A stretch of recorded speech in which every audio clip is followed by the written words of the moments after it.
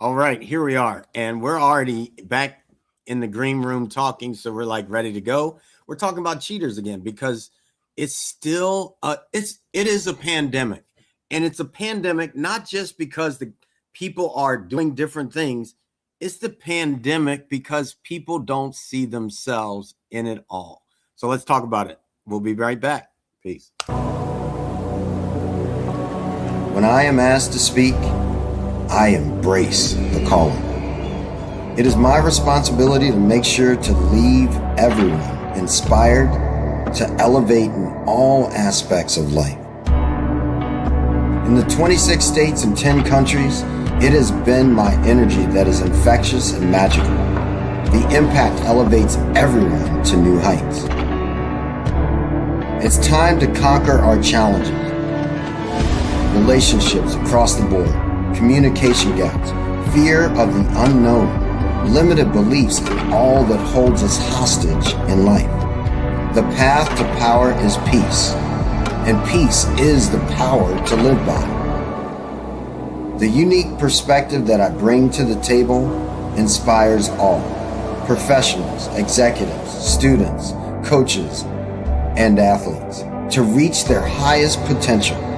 That is why I, Sid McNairy, am known as the secret weapon. Whether it is tackling mental health issues, success in business, or winning at life, every moment counts. Get ready to receive the tools to win.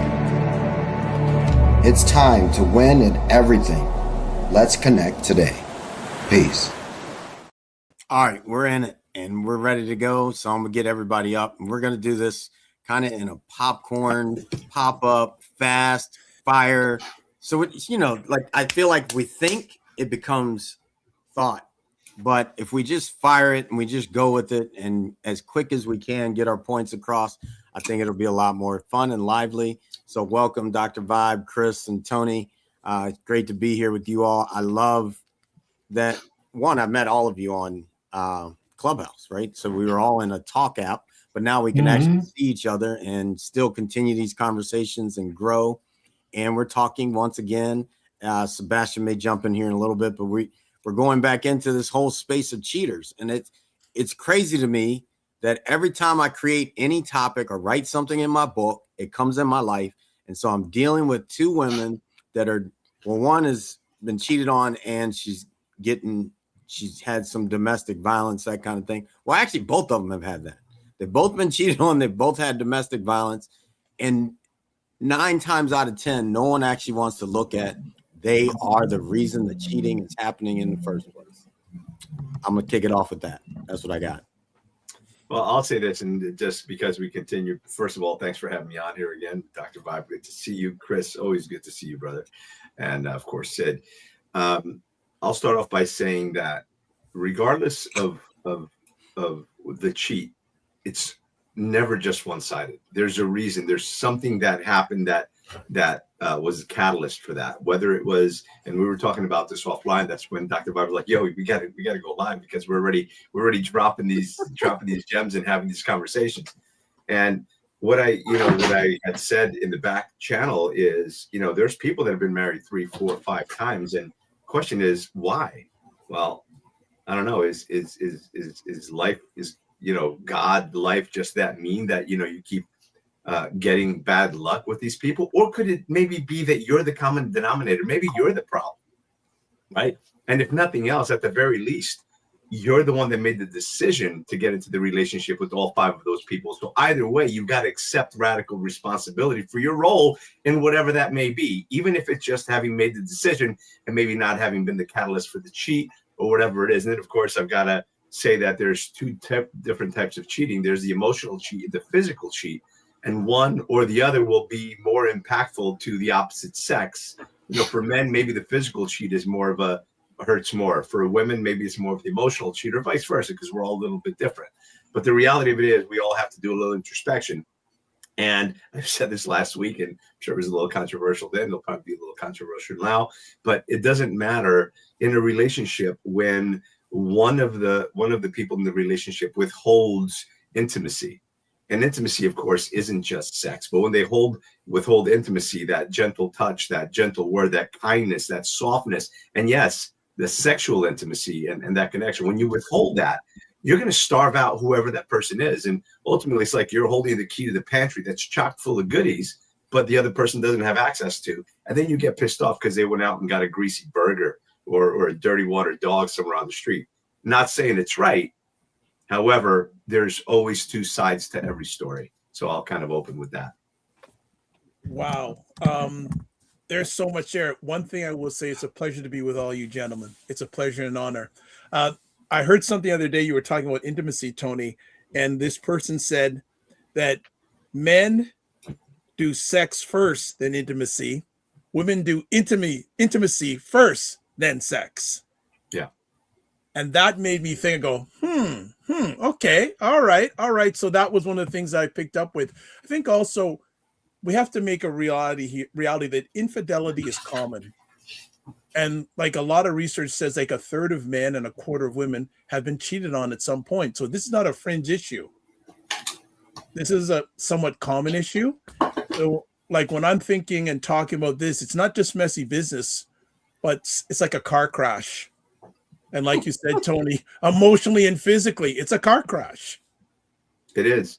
And, and it's great that you said that because it's different for different people. And oftentimes it happens over time. And the interesting thing of what you said is, we're all living in the United States, right? Well, I'm in Canada. We are so you're okay. Well, almost. Well, your president thinks that this is the United States, but that's another conversation. Okay, you're almost there. You're almost there. You're almost the 51st state. All right, here we go.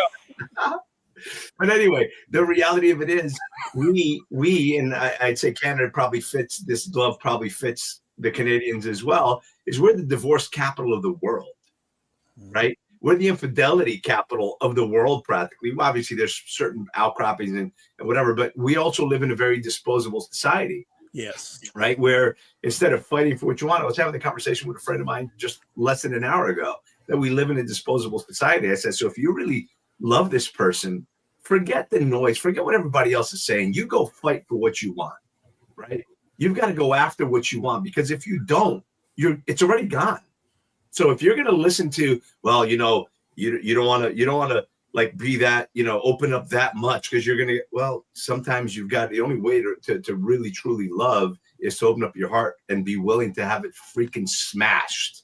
And then, and only then, will you ever really feel that true love, aside from, other parts of that conversation, which I'm not going to dominate right now, but I'm sure it'll come out in the conversation. But yeah, that's good observation.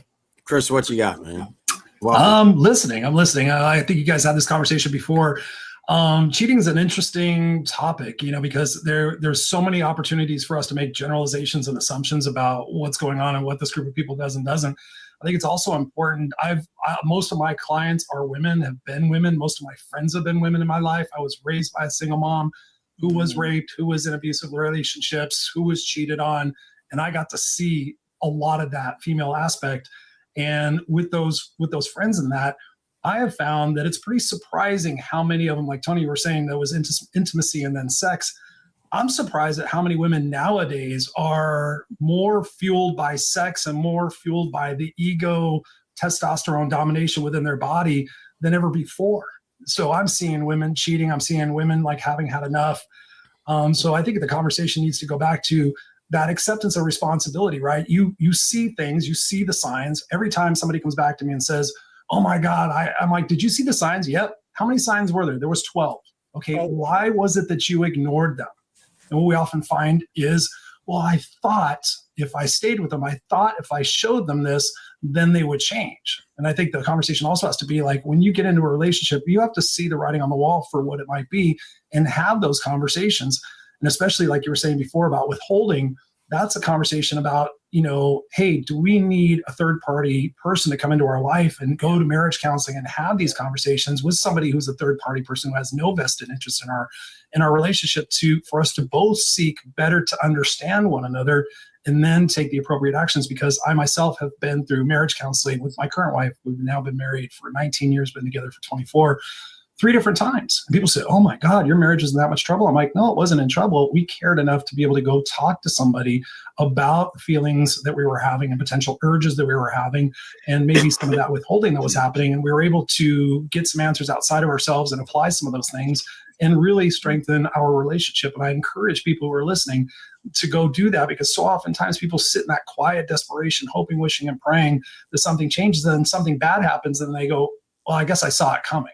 And so that's the ownership that they have to take. But then they go back to repeat those patterns. So again, coming back to how we started it, you got to accept responsibility from what's within inside. You know, if I could just jump in on that for a second and just say that oftentimes, you know, there's something called the scotoma, that you're choosing not to see it. And then when it's finally visible, that's when you can go back and count the 12 different instances, because you probably only noticed, I mean, you saw all of them, but emotionally you only saw 2 or 3 of them, because you were unwilling to see what's right in front of you. That's why they say hindsight is 20/20, because looking back, you can see where all the pitfalls were, where all the mistakes were, where all the things that you should have caught were, but you didn't, because your love was blind. I learned this, you know, we've all heard these terms over the course of our lives, and, you know, love is blind. I understood what that meant, but I never really did until I had to face it. And I realized it was a business separation, but I've been friends with this person for, you know, my whole life. So I just didn't see it coming. I should have. Other people were seeing it, but because of the love that I had for them, and because sometimes you don't have it in your heart to do that to someone else, because of that, you can't see it being done to you, because you love them. You'd never do that to them. You believe they love you, so they would never do that to you. So when they did it, you don't even no, you didn't even see it. It's a scotoma. It's right in front of you, but you didn't see it, right? Mm-hmm. And it does go back to, and I'll just open up this loop, and it goes back to what you were talking about, where women are taking this posture of this masculine energy. It does go back to masculine and feminine energy, the masculinization of women and the emasculinization of men that started in the 60s and 70s. Okay. I just, if I have permission to jump in, Christopher, I wanted to say, great example that you go for counseling, and a lot of people think you go for counseling when things are low. You should go for counseling also when things are going well also. A lot of people have this mindset that, oh, I got to get help when things are on the downside. You need it all the time, because there's always these things that you don't know about, and good counseling goes deeper and deeper and uncovers things that have not been covered or left covered for many, many years. So I just want to say great example for our audience that you do it continuously. You know, I'm gonna actually, I have it on my list today to call a therapist for myself, because I haven't seen a therapist in probably 5 or 6 years. And I realized I got a lot of stuff going on in my brain that my coach really can't help me with, and my mentors can't help me with. So I'm like, you know, I need to go talk to somebody and get that stuff out and set that example for myself and get that healing, get that opportunity to have a different perspective. And it's not, so many people say, oh, it's a sign of weakness, or I've tried therapy before. It's like, no, find the right therapist. They're going to ask you the right question. They're going to unlock something within yourself that perhaps will get you an opportunity to have that mirror in front of ourselves to realize, hey, what's the role that I'm playing in this problem? Am I part of the solution, or am I part of the problem? So thank you. Sid, I know you're going to give, but I got to add on, because this is so rich that it's always, you know, it's tricky. we just roll. For every guy and every person loves a guy here, I strongly suggest that you have at least one person in the world that you have vault conversations with. And no doubt, about half an hour ago, someone called me, and it was the right person at the right time that I could just get some things off my chest. And I knew it was just going to be a vault conversation with. So I strongly suggest that, especially every guy that's watching this live on the replay, have that person that you have the vault conversations with. Please, if anything I say you get out of this, that's what I want you to take away. And it should not be your spouse or significant other. Exactly. All right, hold on. I gotta go here though, because, and myself included, I think my son called me and he was like, Dad, he was having a moral deal with his girlfriend at the time. And so he was like, there's right and wrong. And I'm like, nah, son, there's no right and wrong. You got to stop that. There's no right and wrong. cheating is not wrong, even though if someone's listening, they may think that we're sitting here saying cheating is wrong. And I'm saying, nah, it's not wrong. It actually is a great teacher. Like, it teaches you what you need to know. And it's only cheating because you likely haven't been able to communicate what's going on in the space. And I say that so that anyone sitting here listening is not going to walk away and think, oh, damn, I need to go shoot myself because I'm such a bad person. No, it's not like that. Like, stuff happens. And then if we go way back, like, my dad came home from Alaska when I was younger, and he was like, man, they were explaining how their relationships went before the new world came into the order for them. The relationship looked like this: man and woman. Oh, we want to lay together. Okay, we lay together in the house. We aren't working. We walk out of the house and just go on with life.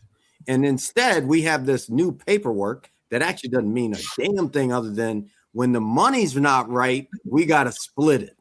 When really, no, that's the problem. Because really, it's simple. Okay, how many times have people slept with other people before the person? Now all of a sudden they get with one person. Now, oh, you're only supposed to be with this person. You only been alive 25 freaking years. But for the rest of your life, 50 plus years, you're going to be with this one person because it's wrong for you to do anything else. That's not a true thing.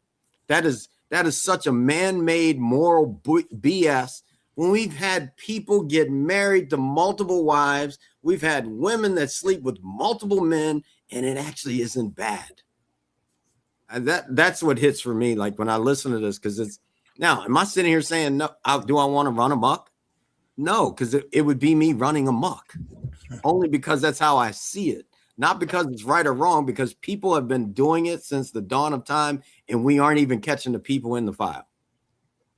Yeah, that goes back to what your definition of wrong is. I think it's what you walk into. I have friends of mine that are in open polyamorous, whatever it's called, relationships, and I'm like, how does that work? And they send me videos, and they like, if that's what works for you, then that's the relationship you should probably get into. I know that people have gotten into that and thought, oh, this is going to be the panacea, man. My girl's okay with me doing this and doing that.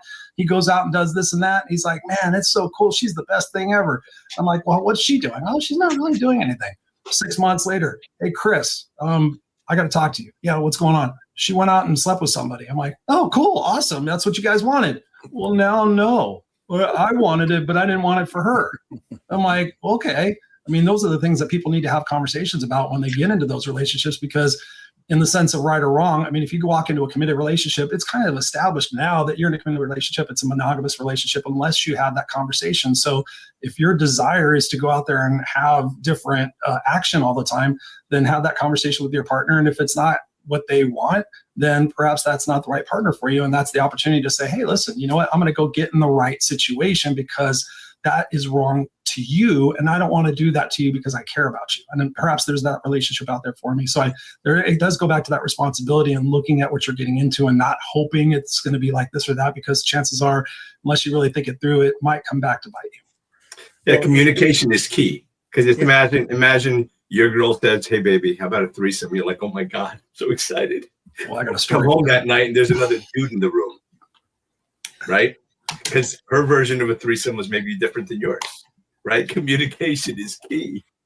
Well, right? You know, I mentioned the word earlier, intimacy, and I say it's into me see. Yeah. You know, you got to look at yourself and saying, what will I accept? What are my boundaries? What are my limits? What am I willing to accept and not accept? And then make sure you communicate that to whoever you're involved with so they know also. Because so many times, I'm sure Christopher, because he helps a lot of women, he'll probably ask a question, well, did you ask this? Did you put this out? Did you say this? And they'll say no. Well, I just thought, I'm like, well, how did that work out for you? Right. Well, you didn't think long and hard enough. And again, so that communication is everything. I can tell you that I've known people in polyamorous relationships. It never works out long term. Never. Because there's that one guy that gave her the extra attention. There's that one girl that gave him the extra attention, not just the physical side of it. Because oftentimes when people cheat, it's physical, but it's really what they really wanted was that intimacy. not not the physical aspect of it. It's the intimacy, that touch and diagnosis. There's a video, and I think you guys, I think I might have sent it to you at some point, but you guys probably watched it. And it's this English couple, and the guy's just sitting there looking at her, and the wife's like, if she's not younger than me, if she's not prettier than me, if she's not sexier than me, then why can't it be me? And he turned to her and he says, because she's easy. She listens to me. She's not mean. She's kind. You've opened up a whole can of worms here now with this one, because that's what we do. A few points.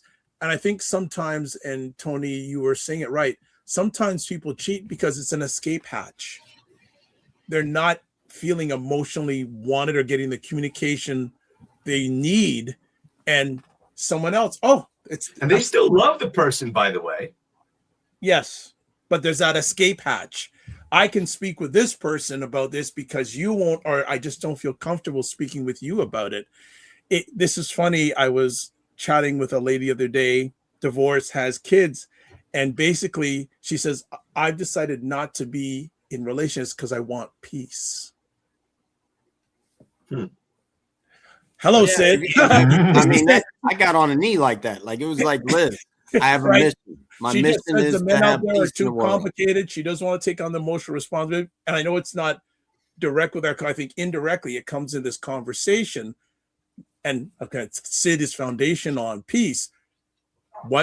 How do you keep your peace? What are you willing to do to keep your peace? How are you going to tolerate your peace to avoid yourself from cheating, etc.? Now, there's a guy named, do you guys know this name, Neo, the singer? Yep. Okay, he has 3 women in his Matrix. life. No, not the Matrix. For Neo. The brother. He has 3 women in his life that they're all committed to him. All of them, 100%. Now, the reporter asked him, so what if they want to go sleep? He's like, that's not part of the deal. We already made the agreement that they wanted just me, and I schedule it out. It's perfectly designed so that I can spend equal amount of time, blah, blah, blah. Now, that's too much work for me. I'm trying to freaking run too many businesses and do all the things. But he's a singer. So he goes and does that thing, and then he goes and does his thing. And so it's like, I think it goes back to what Tony said, like, and what I talked about is communication. If you say it and the other person makes an agreement, it's no longer cheating. Mm-hmm. It just is. Like, it just is. Like, it's okay. If we had a guy when I was coaching football, his wife literally said, we don't care. You go sleep with whoever you want. I don't care how it works. He was the most faithful person every time we went out. He'd be like, girls would be hitting on him and be like, I'm going home. See y'all later. Like, we'd be like, your wife just gave you a pass and you aren't even thinking about it because it was already laid out there. And that's the one thing that shifted in my life was my wife said, I will love you no matter what. And then it was like, nah, I don't want to screw that up. Mm-hmm. So, interesting. Here's a different perspective. And you guys made me think of a friend that I haven't spoken to in a while. So boundaries and rules, and we'll call them, what do they call them at the bowling alleys when you put up the safety rails? Bumpers. Everybody kind of needs to have a version of that around their relationship. Just like they say that children need boundaries, there's a lot of freedom within boundaries. In relationships, it's the same way. I had a friend of mine that was doing really well in life, and he traveled a lot, and his wife never said anything. He had carte blanche, come home whenever he wants, whatever. And inevitably he was doing what you think he's probably going to wind up doing because he has full carte blanche. She's was an amazing woman, mom, all of that. And everybody says, dude, you have everything. What a blessed life you have. And you're so lucky you have a spouse that allows you to do whatever you want. Go travel, blah, blah, blah. It says nothing. So much freedom. Well, he got into a serious relationship with someone else that didn't let him do shit. And he was questioning, I don't understand. Now I want to do this. I don't want to do that. He says, yeah, because ultimately you probably would have still been married had your wife put some guardrails up, had your wife set some boundaries that you shouldn't and couldn't cross. When there's no boundaries, there's no boundaries. And if this new person that he was with and he's happy and everything else. I'm happy for him. If this person didn't put in boundaries, probably would have gone as well, right? So I think boundaries are an important part. You can't, like the whole thing of, oh, I have what did they say, the actor, I have my free pass. You got a free pass, you're screwed. Let me tell you, if my wife, the joke was when we first got married, like, oh, Tom Cruise, I'm like, man, if I find out she was doing, me and Tom Cruise would be having words, right? I'd be filming it. But the point is, there have to be certain amount. There's got to be guardrails, right? Because otherwise, where are we? If there's no rules, there's chaos, there's pandemonium. That's just the way. Would there be though? Like, let's look at that. Like, if there were no rules, there's no rules to be broken. People would actually make choices differently if they had no rules to break. Like, I think the 10 Commandments is one of the worst things on the planet. Why? Thou shalt not kill. What Christian 10 Commandment worshiper is actually making sure nobody's killing? I honestly think that a baby and a child, when they meet someone, they just look at them and check out the soul. They ain't got any rules. We, with these rules, are actually falling apart. Well, the problem, I think that the reason that we need rules is because in society, I think there is good and evil. There's people that are good. There's people that have experiences that make them sour, that make them evil, that whatever that may be. I mean, think about all the crap that's coming out with the Epstein files. All right, hold on. Let me ask you this. I don't want to go there. Your kids have a curfew? Sorry? Did your kids have a curfew? They did. Mine didn't. And and I'm here to tell you, all of them walk an arrow that I never came close to. Yeah. I had rules galore. But just to finish my thought. So there's people that are going to understand and be mindful and respectful. And there's other people that are just going to abuse the system. So there's going to be the good, the bad, and the evil, or the ugly, the good, the bad, and the ugly. And if there's no rules, the good are always going to be upside down because the bad and the ugly are going to dominate. So because of that, I believe there need to be some rules in place in society, in relationships with yourself. You have a rule, Sid. You don't drink alcohol. The last month, I haven't drank alcohol. I haven't had sugar. I haven't had carbs. I haven't, because I'm on a. We have a bottle of wine over there, though. I just don't drink alcohol, but it's not a rule. I've got bottles of wine. I got one of my kids living at home, so I got all the crap that I'm not supposed to eat in my pantry, right? But for the last month, I've said no, I'm not going to eat it, and I've committed to that. But that's a rule that I implemented. So we all have rules. We all have rules. Nah, I'm gonna give. This was the way it was that, and we took it from Bo Schembechler, Woody Hayes, Joe Novak, all the places I worked. We had one rule: do what's right by the team. And I put 23 guys in the NFL and never got in trouble. Now, these other guys that came from these rule teams are in trouble like crazy. But these guys actually had the power to make a choice that was elevating their life versus, and I think we actually have, especially when the people setting the rules are not anywhere near monitoring or being close to the rules. That's the problem. That's what we're facing all over the world right now, in not just Western civilizations, but all civilizations. Yeah. I mean, I'll say just about all civilizations. I don't want to paint everybody with that same brush, but I mean, I had that. Like, there was, all right, before I was with long relationship, not going to use her name.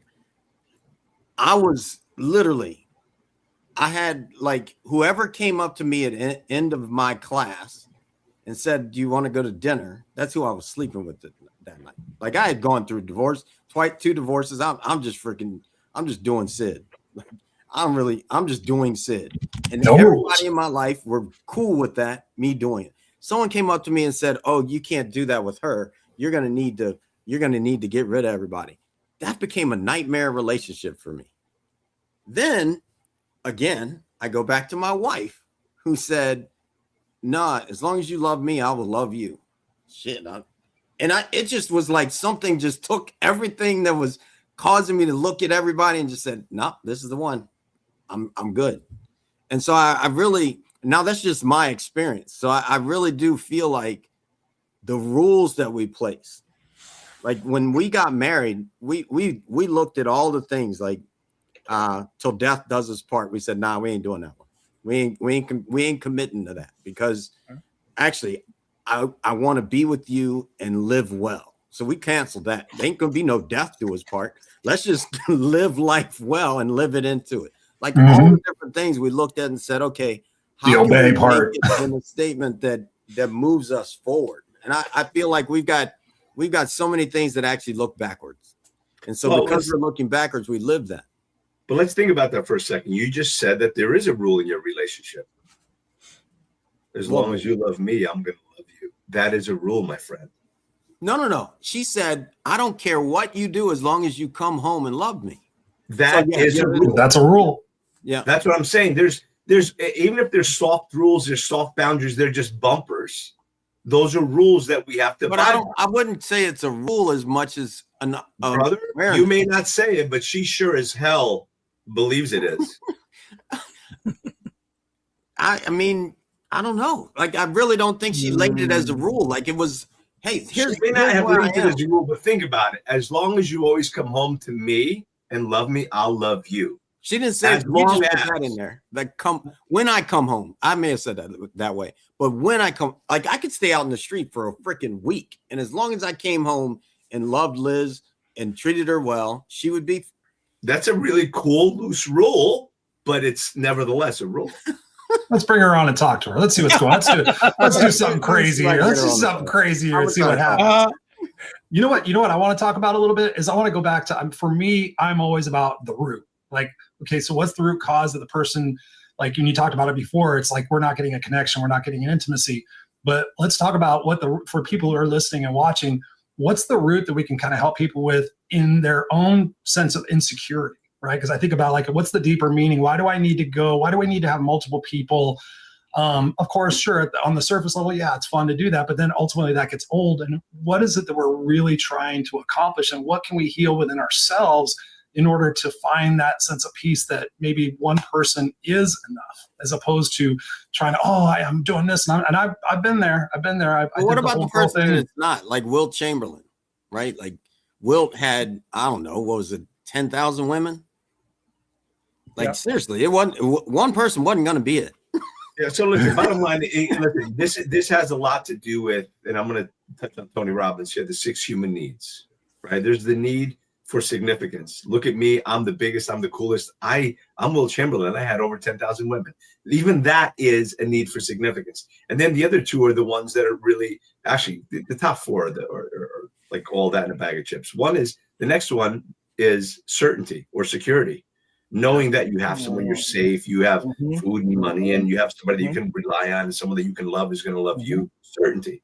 And then there's uncertainty, because God has a sense of humor, right? Which is variety, which is trying different foods, having different experiences, and yes, even being with different people, right? So if whether you're certainty driven or uncertainty driven, variety driven or security driven is going to be different. Then of course there's that need for loving connection, right? So depending on where you put, how you organize those, what hierarchy those are in, you're going to have a different perspective on this very conversation. And then, of course, there's the need for growth and the need for contribution. But those are the needs of the spirit. Those come later. But like right now, we're dealing with, there's 4 of us on here now. There's four of the top ones are significance, certainty, uncertainty, love, and connection. And I guarantee you, within your audience, everybody, based on the conversation we're having, some are like, oh my God, that's absolutely on point. The other guy's like, that guy's an idiot. He doesn't know what he's talking about. That guy's genius. And we're all, and they're all watching the same video, but it's based on the hierarchy of their top needs, 4 of the 6 human needs. Yeah. Many years ago, I would ask people, what are you looking for in a relationship? Security, excitement, both, or something else? That's good. Because oftentimes people don't know what they want. And then I said this last week, Sid, and I think it's a good place to insert this again, because it can't be overstated. Relationships are a place where you go to give. Everybody says, well, relationships are 50-50, and I call bullshit. Divorce is 50-50. If you're lucky. If you live in New Jersey, it might be worse than that. But nevertheless, relationships are 100, because if you each show up with 100%, you got 200%. Life is beautiful. If you're each having a bad day and you're at 50%, you show up with 20, the other person shows up with 15. You're like, what the hell? Screw you. And before you know it, you're having what's known as hallway sex, where you just tell each other off as you're passing each other in the hallway, right? So you don't want to have that. So relationships, again, are 100. Everybody shows up with 100%, because if you're both having a bad day and one shows up with 50, the other one shows up with 65, you're still over 100. So you can lift and carry the other. Though, your math is off. And I just want to give you this as a thought. 50-50, when each person is 100, is actually a half-ass relationship, because it's only 100. But I'm saying it's 100. No, you and I are saying the same thing. I may have missed a step, but relationships are 100.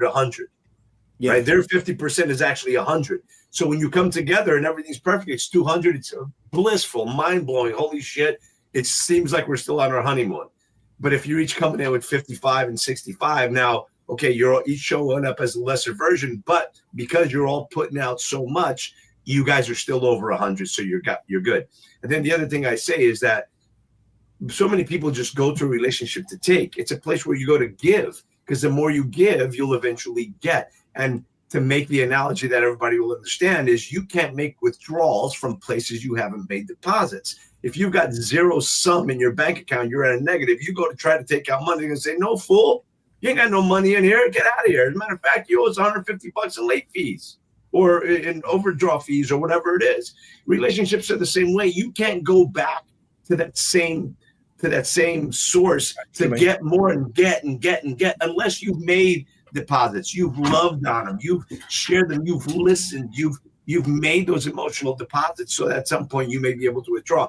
And by the way, this happens in all the relationships in our lives. That's why in business, they say, add value first. Well, what are you doing? You're making a deposit. Don't ask me for something. Hey, can I pick your brain? No, dude, we've known each other for years. I've been through some shit. You never say anything. You don't comment. You're never around. Now you need something. I want to pick your brain. Probably not. Right? Or I may say, knowing me, depending who it is, I'm like, all right, go ahead. Even though, by the way, if you're listening, stop asking people if you can pick their brain. That shit sounds painful. You know what I tell people? I say, if you're going to pick my brain, you're going to get infected. So don't pick my brain. Right. I tell them they got to pick my nose first. You got to pick my nose first. So, but again, just make sure that you're going to a relationship to add value, give the love that you want to get, and hopefully you'll be ready to give back. And if it's not, we got a question on the. There's some questions here. That so you can go ahead, but I see a question here that someone's watching on my platform. They're saying, is security more about consistency, trust, or both? Both, because consistency means that you know what to expect. The opposite of consistency is inconsistency, not knowing what's coming next. So they're polar opposites. So yes, that is certainty. And then trust, of course. If I can't trust you, then I have no certainty in our relationship. So trust and certainty go hand in hand. Well, if I don't, but what's the definition of security? I think that's one of the things I've been diving into, is when people are using words and people in conversation, it's like digging deeper and, okay, what does security mean for you? What does that look like in a relationship? Yeah, to different people, it may look like different things. So it all depends on the lens in which you're viewing life from, and what your traumas and your life experiences have been are actually going to dictate what that might be for you. But the raw definition of security and certainty is knowing that you have a safe space to lay your head, is knowing that you have enough resources to be able to keep the lights on, to feed yourself and your family, keep safety, that the saber-toothed tiger isn't going to get you when you step outside, that you live, that, you know what I mean? So it's food security, water security, it's location and having shelter, and of course, having someone that you can trust and be with you. That's ultimately security, means safety in whatever version. Have a penalty box, like we're playing hockey up there in Canada.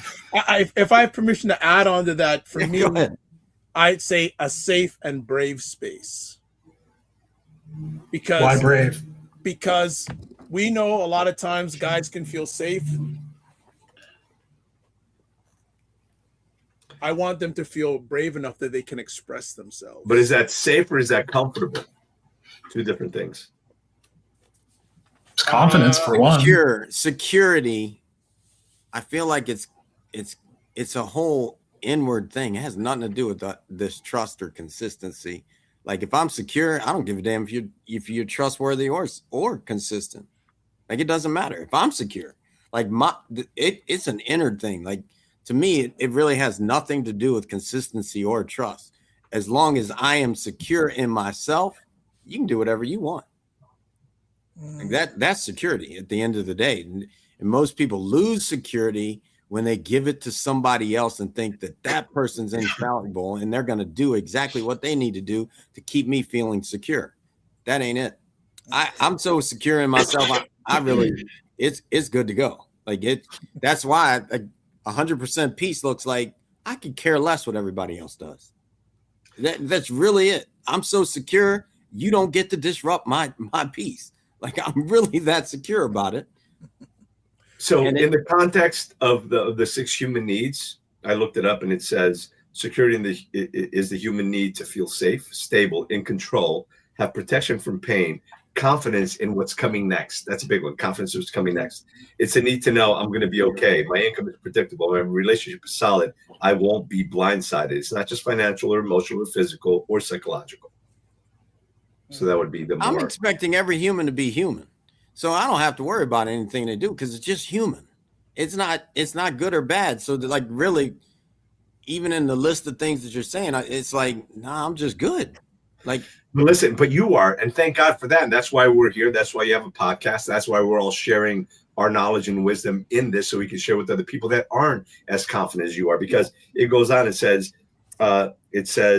security is about avoiding pain. Certain answers to the question, how do I make sure I don't suffer? And this way people stay in bad jobs, stay in bad relationships, avoid taking risks, oversave money, overplan, overcontrol, because uncertainty feels unsafe, right? And when you feel unsafe, that's how, and by the way, one of the biggest causes of separation in relationships is financial insecurity. Mm-hmm. Think about that. So it is epically important, regardless of whether you believe it, agree with it or not. It's almost like that whole thing of gravity. Whether you believe in gravity or not doesn't matter. You jump out the second floor window, you're still going to break your leg, right? Well, and the financial security is probably a lot of time based on financial trauma. That's a whole other conversation. Right. Well, going back to that here's the opposite side of this, because I looked it up. The shadow of security. Here's the dark side of security, right? Too much certainty, because it's certainty, right? It's comfort. The comfort zone. Comfort zone, we all know. Comfort zone feels great, but that's where dreams, hopes, and goals go to die, right? So if you're too comfortable, that's when you start getting fat and lazy, and you start breaking down, and your relationship comes apart because you're no longer working at keeping that thing alive. So too much, and it leads to, here's the other thing, gentlemen, it leads to cheating for both men and women because you're too comfortable. That'll never happen. So too much certainty leads to boredom, and in relationship, that's exactly what happens. It leads to boredom, complacency, playing small, and no growth, which is why the second human need exists, which is variety, right? Because we all need. Listen, it doesn't matter how much you love. I mean, I love me a good ribeye. But if I have it every day, I'm going to get tired of it. And I'm going to want a freaking hamburger or a hot dog or something. I love chocolate. But, here's 2 pounds of chocolate. Have at it. I won't want chocolate for 2 months. Well, maybe not. But, too much of anything is just too much. I agree. It's too much of a good thing is still too much. And that's when we get complacent. We get lazy. We stop. And I said this the other day. And this is something I learned from Tony Robbins, is if you did at the end of a relationship, which you did in the beginning, there'd never be an end to the relationship. So stop being lazy, continue to date, continue to give her the back rubs, continue to give him the back rubs, smack her butt, smack his butt, give him that, little nip on the neck or on the ear. A big glimpse into Tony's house. Yeah.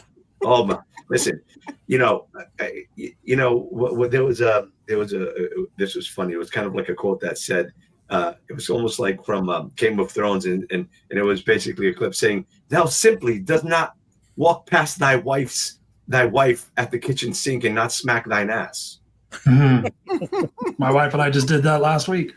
You got to stay playful. By the way, in a relationship, if you're not laughing together, you will wind up crying apart. Write that shit down. In a relationship, if you're not laughing together, you're going to wind up crying apart. So keep dating, keep having fun. If you're not having fun, man, why are you doing it? And there's ups and downs. By the way, caveat, hold on. Let me put a big ass pin on that, because the reality of it is that's what people do. I'm not having fun, I'm leaving. No. Listen, life is peaks and valleys, ups and downs. Your heartbeat, beep, beep. Oh, I just want my life to be nice and calm. So let me put a tone to that. Beep. Flat is dead. Life is peaks and valleys. Relationships are peaks and valleys. The idea is to not lose enthusiasm while you're on the bottom or on your way down, because you know that the next high is going to come. Learn in the valleys, celebrate the peaks, and kind of enjoy the ride, because you know nothing is going to last forever. So in a relationship, if shit's going sideways, try to fix it, fight for it. Don't just make it disposable. So sometimes you just got to let it go too. Like, it's okay. Sometimes you just got to let it go. It's okay, and however you need to do it. And I think people need to just be okay being appropriate in the moment. Stop judging it as right or wrong, and just be okay. Like, that's what peace looks like. I'm just okay with all of it. Life's still happening. I'm just not getting knocked off the freaking surfboard. Like, it really, like, I'm just riding the waves I need to ride. I'm not fighting against the current. I'm paddling out when I can. If I can find the rip curl, the rip tide that takes me out, it's easy. It's a conveyor belt. I just go out. Like, it's really like that. The idea of that space of good and bad, right or wrong, is going to eat you up no matter who you are. The labels will get you on that. And I think it would probably be important for context for people who are watching and listening, for us to share some personal stories. I don't know if you guys did that last week, but when I was thinking about this conversation, I was thinking about my own personal life, of course. And when I was married to my first wife, got married at 18, divorced at 23, that tells you something. But my wife and my best friend at the time got together, actually on my birthday, of all things. And it wasn't until I noticed some changes in my wife's behavior, and I just sat there and I just took a chance, and I said, so when are you going to tell me? She's like, tell you what? And I said, there's something you got to tell me. And when I said it the second time, I noticed her body language changed. It's something like 22 years old, I think it was, something like that. And then I noticed she had something to tell me. And then she told me, she goes, yeah, Rick and I messed around. And of course I got pissed off and asked all sorts of questions, punched a bunch of holes in the wall, started smoking again, was going to kill him. And I was like, you know what? In that moment of rage, I sat there and had this wherewithal to think, what role do I have in this? And it was pretty poignant situation, because I was mad and I was justified, and I called him up. I called him at work and I said, Rick, I need you to come over to my apartment today at lunch. He's like, dude, I don't know what she said, but I'm not coming over there. I have stuff to do. And I said, Rick, if you don't come to my apartment, I will come to your work and I will beat the living shit out of you in front of everybody. You know, I will go to jail for it. I don't care. But I promise you, if you come to my apartment and you have a conversation with me, I won't touch you. And that's a promise. And sure enough, he came there because he knew I carried on my promise. And as I sat there and I listened with open ears, and still didn't make it right, wrong, or any different, but I was able to sit there and understand my situation in it. Like what you're talking about, we have to make an investment in those people. I was working, I was going to school, I was going to the gym, I was busier than shit. And I thought it was okay. I thought my wife understood it, and this is how it is. We got married, now this is the role we take, right? And then ultimately I sat there and had to think about it. I'm like, wow, if I was gone 18 hours a day or whatever it might be, and they were at home waiting for me on a Friday night, but I was working late because it justified my ego and I had to prove that I was worthwhile, might that situation have happened if I had given her extra attention and stuff like that? So long story short, what it taught me was to own responsibility in the relationship. And ultimately I forgave my wife, because she's like, hey, I didn't mean for it to happen. It happened, because you were gone all the time, he and I became close. And God's honest truth, they are still together today. I mean, we've been divorced for something like 35 years. She's happy as hell. He still hates my guts for whatever reason. That's a whole another, I could tell you a story about that story, which is funny, but ultimately that situation served me so great in my future relationships, because I realized that, no, I need to be, like we're talking about again, bringing some of this stuff full circle, is that 100%. I need to make sure that I'm investing just as much time in everything else, and I'm investing into that person. And I helped a guy this one time do this. He was spending all this time on his car. And I said, just make sure you polish the chrome at home. And he was like, you know what? You're right. And every time he would see him, he goes, I'm polishing the chrome at home.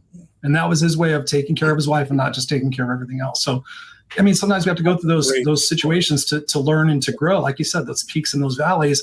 hey, I learned something, and I was able not to repeat those situations in my next relationships. And you said something, and you recognized that you were not putting in the time, you weren't making the deposits, kind of going back to what we were talking about before. By the way, and I have one more comment, but in the meantime, Sid, where is this posted going live? Because I looked on your page to see if I can share it so other people can see it live, and I wasn't able to see it. LinkedIn, YouTube, and Facebook. Well, we're on Facebook. It's not on your Sid McNairy page. But anyway, while you look that up, maybe you can text it to me.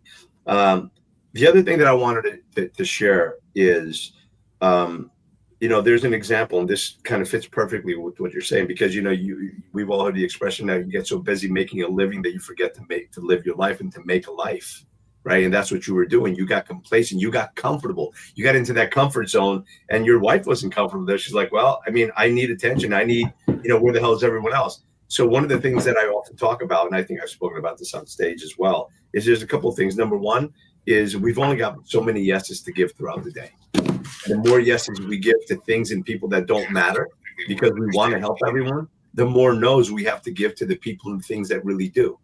You say yes to everything, then you come home and you can't go to your son's game. You can't take your wife to dinner. You can't this, you can't that. So we wind up going through our day giving yeses to things that don't matter and really giving the no's to things that do. And what we're doing during the day, we say is to take care of our families, to be able to be there more with them, and yet we're not. And then we don't pay our wives attention. She goes and meets up with, what was it, Rob or whoever, with Rick.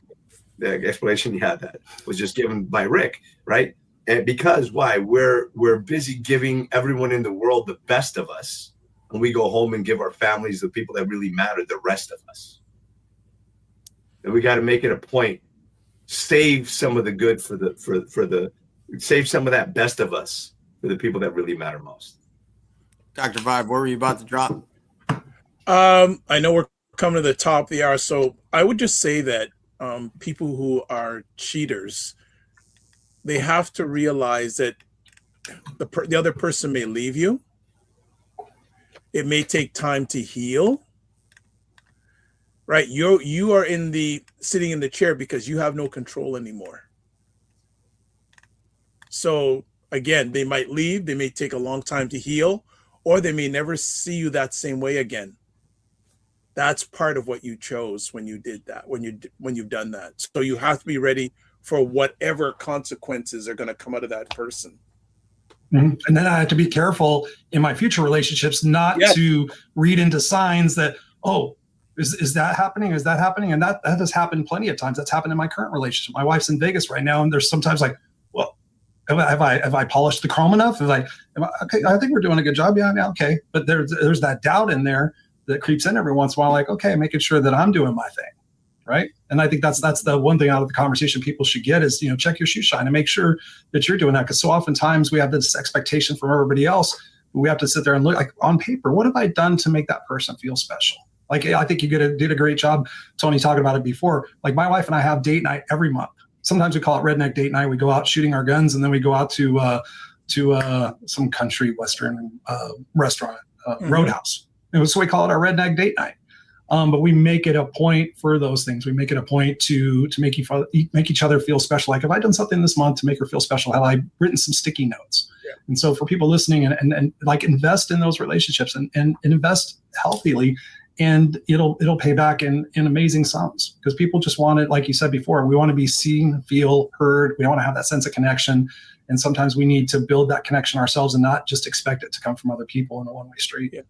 Yeah, a good relationship should be an investment, not an expense. Right. It should be if it's an expense, it's going the wrong way. And get that help, whether it's between each other, and sometimes, like Christopher said earlier on, get that third party, get that outsider who sees it from a different lens, right? Because Tony, what you got? Excuse me. Go ahead, Tony. Sorry. Listen, I agree with everything that it's been a great conversation. And again, I'm going to lean into two things, and I'll leave it with the thought. And I'm just going to repeat basically what I said. Comfort zone is bad. Make sure you're not getting too comfortable, and make sure that you're not giving all your yeses away. Save some yeses for the things and people that really matter. Start to say no more often. You can always go back and say yes later on. Stop trying to be that people pleaser that's making everybody happy. Save some of that best of you for the people that really matter in your life. Well, I want to say thank you to all of you. This has been an incredible conversation. Love to have all of you back next week. And we're going to flip it from the cheater conversation to something a little different. But yeah, just grateful for all of you. And I'll see you in the green room here in a second. And as I close it up, for me, my closing thoughts are, when it comes to this space of cheater, really you're cheating yourself. At the end of the day, when I look back at the relationships, and I've been on every side of everything in the name of relationships, but when I look back at it, the things that went off, I was cheating myself. It was hurting me more so than it actually probably even hurt the other person, even though I know some of them got hurt in the process. But then I was the one living with it and needing to correct it later on. So I cheated myself in the moments, and I'm not talking about cheating, going to sleep. I'm talking about cheating my life, period. When it could have been, even if it were ending, it could have ended sooner. Or if it were going, it could have gone stronger. All the different things that I took away from myself by just missing communicating on that level. So whatever you're doing, look after yourself, take care of yourself. And in the process of taking care of you, you'll start to take care of others too. Thanks. Peace. I've been at peace for so long. It seems like I've been sitting all alone. Would you know when the crew is coming through? They're the ones that will make anew. Gotta go, gotta flow, gotta choose the truth. We the ones that will raise the roof. Let's roll up and throw down. Let's go and feel the sound. Good vibes, one try. Can you feel me now? Be you, be me, be free. Go and take it till we bounce the beat. Take it to the streets, make 'em move the feet. I can slow it down, look in my eyes now. Just like you two want it fast. Spread them wings and make it last. God was the one to erase the past. Time to bring it forward and see the forecast. Did you hear it? Did you hear it? Lift your dreams and fill the glass. Did you hear it? Did you hear it? Lift your dreams and fill the glass. That was God's broadcast. That was God's broadcast. Time to embrace the peace. Time to embrace the peace.